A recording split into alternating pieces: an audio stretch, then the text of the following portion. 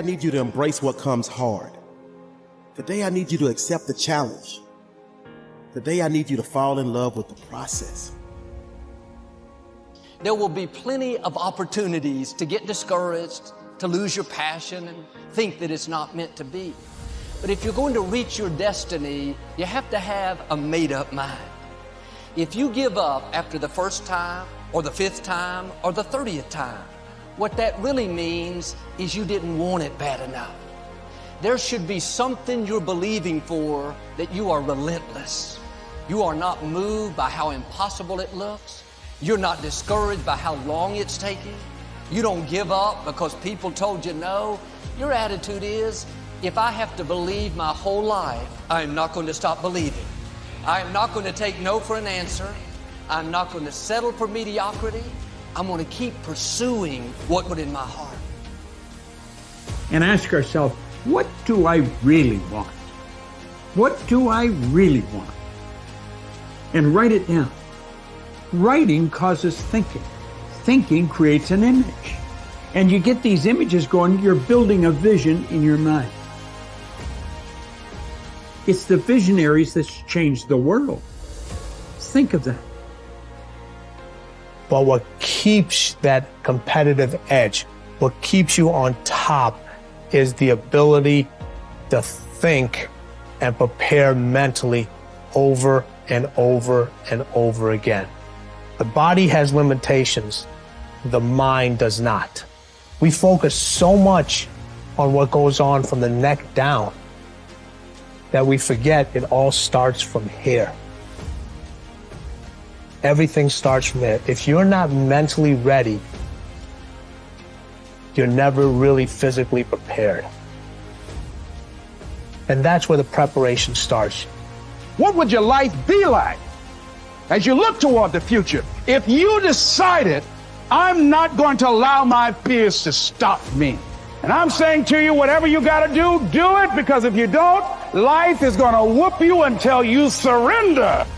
So when you're young and you make mistakes, don't let them eat you up. Because everybody that done made it, done made them. You got to fail in order to win. Hey, look, man, to understand how to hit the game-winning shot, you got to miss the game-winning shot. You know, you got to be tough, because the road to success is always under construction. It's never a clear path to success. The people who become successful are the people who have a relentless attitude. And you just got to hang in there through the bad breaks, because the bad breaks is coming, but they usually come right before the big break is about to happen. You get a series of bad breaks and it stumbles up a lot of people. My life and my success is to say to anyone, you can stumble, you can fall, you can get back up again.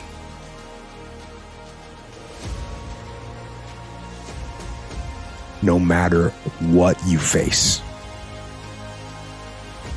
no matter how bad it is going to be, when there is a challenge, and by a challenge I mean anything in life, any challenge, anything that you're facing, the only way to overcome the challenges that you face is to start walking. Take that step every day, no matter what you are facing. Get up and start walking.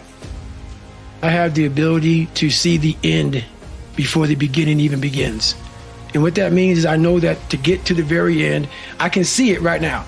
So before I went to Buds and I was losing all this weight and I saw myself walking across the stage at 191 pounds. That's what I had to get to get into the door. I saw myself 6 months, a year later, wherever's going to take me to do it. I saw myself walking across that stage, getting that certificate of graduation from Buds. And I was able to be there at 300 pounds. And that feeling that I was nowhere near that feeling, I was able to put myself there 1,000,000 times every day. And that feeling of like, my God, that is going to feel amazing. That's what made me suffer. That's what allowed the pain to be real and say, this is worth it. I want to feel for this next 18 months. It took me 18 months to finally become a Navy SEAL, to finally, just get through buds. 18 months. It's 6 months. It took me 18. That's what woke me up every morning, was I'm going to put myself through this much pain and suffering for a few seconds. That's all it is. A few seconds of joy. And it's so worth it, man. That's what people don't get. So I'm able to put myself at the finish line, even though I have no finish line, but at the finish line of an event before I even start the and say, how are you going to feel at the end of this? Visualizing is my biggest tool of life. That's why I've been able to put myself in cold water, put myself in a 100-mile race millions of times before I've done it. And I'm able to go through the race and see how I'm going to feel at mile 50, almost to the exact feeling. Right. So when it comes up, it's no surprise. It's no surprise. I've already done this a million times. I recommended the last time I was here, the little book, Richest Man in Babylon, and I said, I've lectured now to over 3 million people. Guess how many have actually gone and got this little book? Answer, very few. My best guess is 10%. Such an easy thing to do. This little book, number one, is easy to find. Number two, it's easy to buy. The most you can pay for it, $6, $7, $8. You can borrow that from your kids. But if it's easy to find and easy to buy, and if it's easy to read, why wouldn't everybody go get it? We don't know. I don't know. Nobody knows. Here's how profound it is. Some do and some don't. Now here's the numbers. About 10% do. We don't know the mystery of that. And I'm telling you, 10 years from now, those numbers will still be the same. The numbers don't change. Only the faces change. I used to belong to the 90% who couldn't be bothered even if it was easy. How many people have a library card? Answer, 3%. 97% couldn't be bothered. Guy specializes in happy hour, but he doesn't have a card. And now readily and quickly blames the government and blames his company and blames the pay scale. Here's my advice to you today. Walk away from the 97%. Don't talk like they talk. Don't go where they go. Don't act like they act. Don't specialize in what they specialize in. Throw away the blame list they cling to. You got to be consciously conscious today, because your environment can hypnotize, mesmerize, and paralyze you. The other thing is, take full responsibility for your life. Oscar Wilde once said, responsibility is what we expect from somebody else. This is very true. Most people dread accepting responsibility. That's just a fact of life, and we can see it in operation every day. We can see ourselves getting hot under the collar when the dentist keeps us waiting, and we're sitting there reading old magazines when our appointment was 30 minutes ago. And we don't stop to think that we forgot to mail in this month's mortgage payment. We can see ourselves growing angrier and angrier because a business contact is supposed to call at noon, and here it is almost 2 o'clock, and the phone still refuses to ring. But we don't stop to think about the calls we ourselves have forgotten to return while we've been so busy fuming.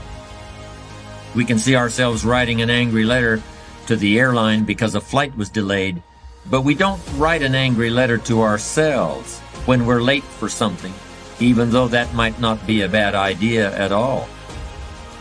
Yes, we can see avoidance of responsibility all the time in both our personal and professional lives. And here's something else we can see just as often. We can see that most people aren't as successful as they wish they were. Do you see there's a connection between these two very common phenomena? I certainly do, and by the end of this session, I hope you'll agree with me. I hope you'll understand that it's in your best interests to take responsibility for everything you do